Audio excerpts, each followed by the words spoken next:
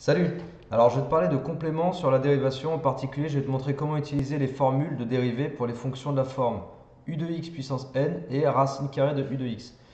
U de x puissance n et racine carrée de u de x. Pour commencer, on va déjà voir les formules donc pour faire ces dérivées. Alors, quand tu as u de x puissance n, ok, tu dérives en appliquant la formule n fois u' de x fois u puissance n-1. D'accord? Donc n, c'est ton exposant de départ, c'est ta puissance de départ.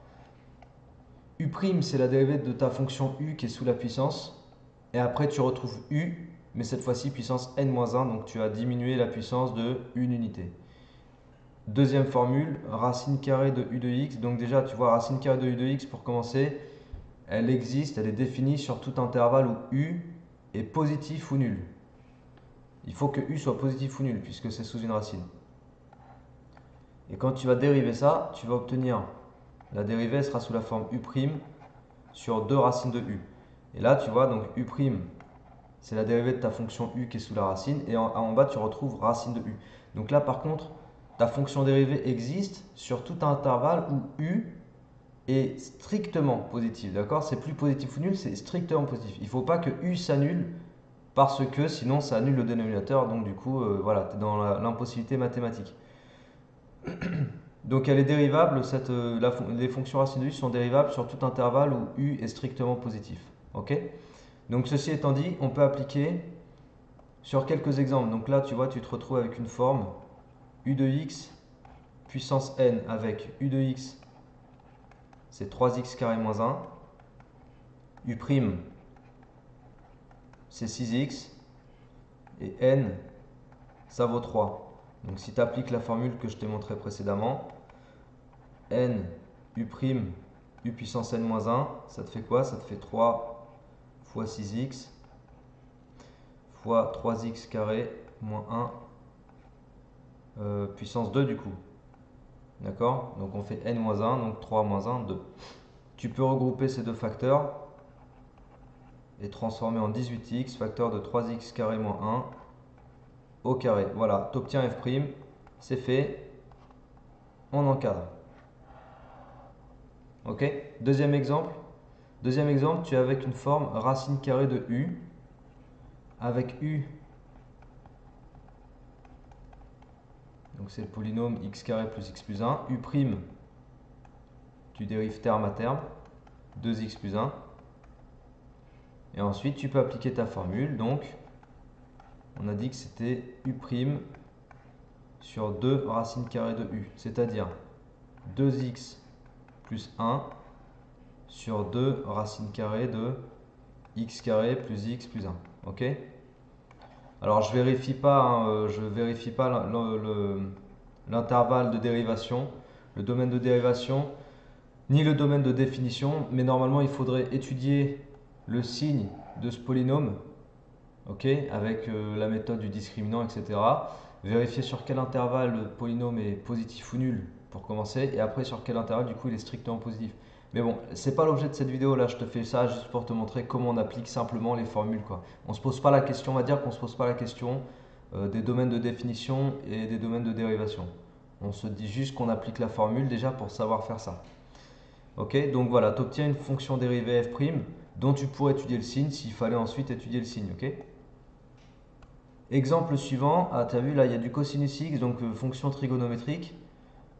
Alors juste pour info, la dérivée de cosinus x, c'est moins sinus x. Ok.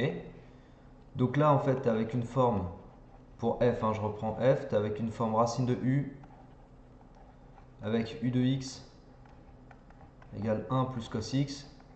Du coup, u', bah, u' ça te fait moins sinus x.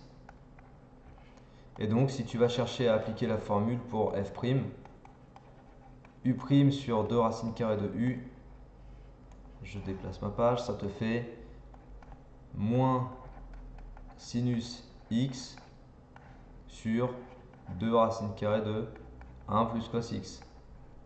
Et c'est fait, d'accord? Voilà, j'encadre et j'ai ma dérivée, ok? Allez, dernier exemple, je crois. Dernier exemple, c'est une forme u puissance n. Cet exemple-là, en fait, je te l'ai mis parce que ta fonction u, elle va être un petit peu, tu vois, elle va être déjà un petit peu plus complexe parce que là, on a une forme u sur v.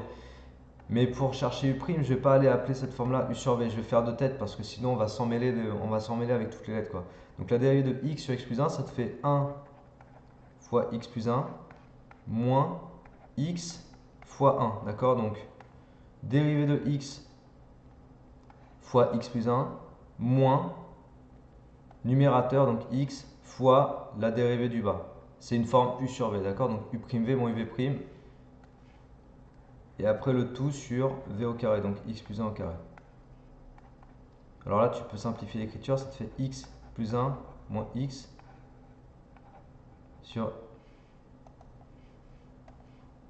x plus 1 au carré. Et donc ça donne 1 sur x plus 1 au carré. Donc là, c'est juste u', hein, d'accord? J'ai fait juste u' de x.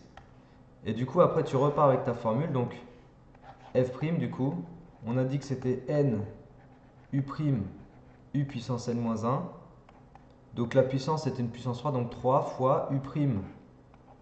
U' c'est 1 sur x plus 1 carré fois u x sur x plus 1 puissance 3 moins 1, donc puissance 2.